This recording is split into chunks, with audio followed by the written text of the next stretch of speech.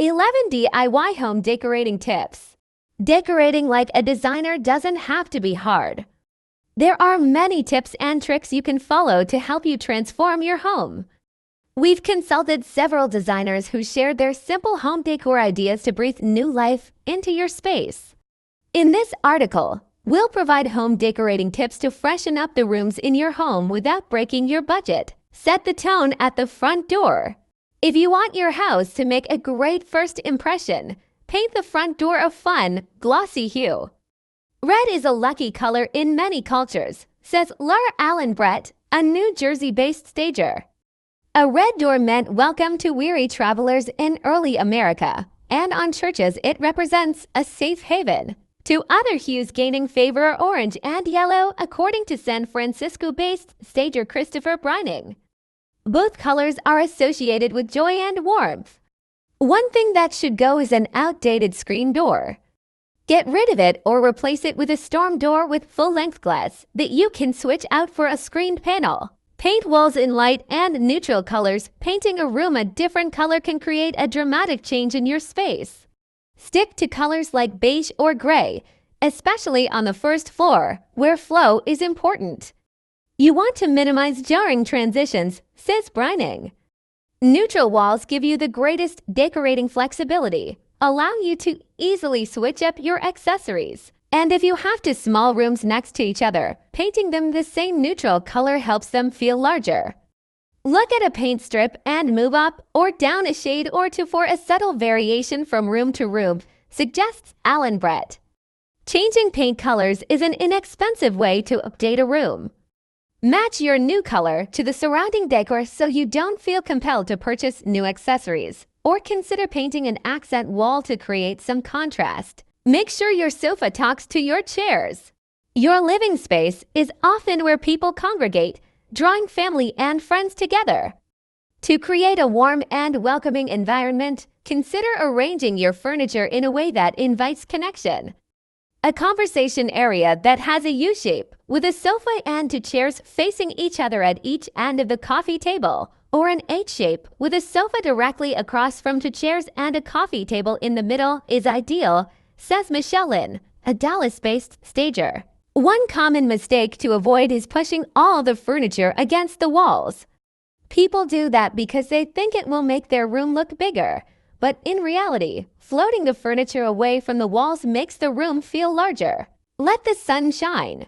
When it comes to heavy, outdated drapes, a naked bank of windows is better than an ugly one, says Lynn. Ideally, window dressings should be functional and elegant thinkers paired with full-length panels. If your room gets a lot of sun, opt for light colors that won't fade. The most recommended lightweight fabrics for panels are cotton, linen, and silk blends because they tend to hang well. For homeowners looking to decorate without breaking the bank, new window treatments help dress up a room at a relatively low cost. Opt for curtains, roller shades, or vertical blinds to keep costs down. Or, as mentioned above, you can also strip your windows and leave them bare for natural light to stream in. Hang at least one mirror in every room. Mirrors can make a space feel brighter because they bounce the light around the room, says Brining.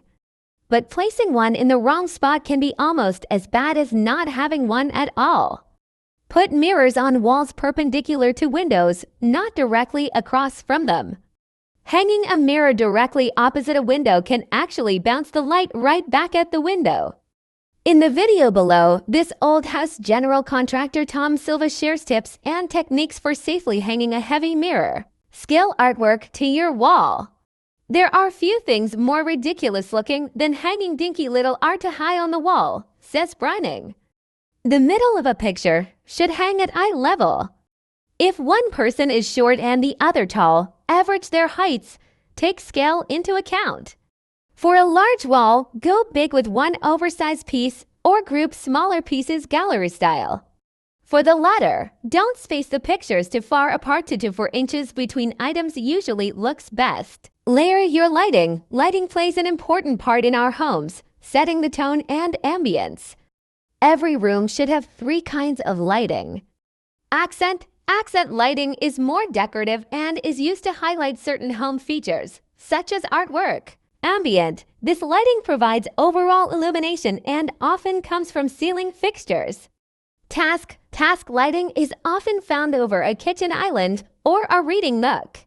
For a living room, you should have at least 3 watts 42 lumens per square foot. One visual trick Brining swears by is using uplights. Placing a canister uplight or a torchiere in the corner will cast a glow on the ceiling, making a room seem bigger. Anchor rugs under furniture feet. When it comes to area rugs, placement and sizing are key. In a living room, all 4 legs of the sofa and chairs in a furniture grouping should fit on it. The rug should define the seating area, says Brining. At the very least, the front 2 legs of the sofa and chairs should rest on it, he adds. Even living rooms with less than generous proportions usually require an 8 by 10 foot or a 9 by 12 foot rug to properly accommodate a seating area. Go too small with the rug size and everything looks out of scale. Call in a pro to declutter. The longer you live in a house, the less you see the mess over time. Sometimes you need a fresh pair of eyes. You can hire an organizer for a few hours to tackle bookshelves and closets, which are often packed with twice the amount of stuff they should hold. If you prefer to take the DIY approach to decluttering, Brining suggests whittling down what's on your shelves by 50%. Then mix horizontal stacks of books among the vertical rows and intersperse decorative objects, such as bowls or vases, among them. Use visual tricks to raise the ceiling. If your ceilings are on the low side, paint them white to make the room feel more expansive. Hang curtains higher than the windows, suggests Alan Brett, to trick your eye into thinking the room is taller. Most standard curtain panels measure 84 or 96 inches, allowing you to go about 3 inches above the window casing before the length gets too short. If you want to hang them higher, you'll have to order custom drapes. Love patterned panels? Try vertical stripes. The lines visually elongate your walls. Leaning a large mirror against a wall can also make a room seem taller. Give old finish an update. Got dated fixtures? Reinvent them with spray paint and inexpensive refinishing kits. A 1980s brass chandelier can get a new lease on life with a quick coat of hammered bronze or satin nickel spray paint, says Brining. Even outdated kitchen cabinets benefit from a few coats of white paint and new hardware. And if you thought there was no hope for Formica countertops, think again. Brining swears by Rust-Oleum Countertop Transformations, a DIY countercoating product that mimics stone, making even the most dated 1970s counter look fresh. Finally, swap out cracked and mismatched switch plates and outlet covers for updated matching ones. Says Lynn, nothing drags down a refreshed space like a dingy, almond-colored switch plate. Our conclusion: you can flex your creative muscle to transform your space and improve its flow.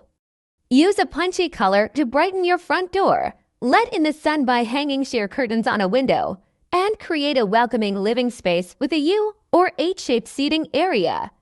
Have fun decorating your home without breaking the bank by adding a fresh coat of paint on your walls, dressing up your windows, and swapping out your old area rug for a new one.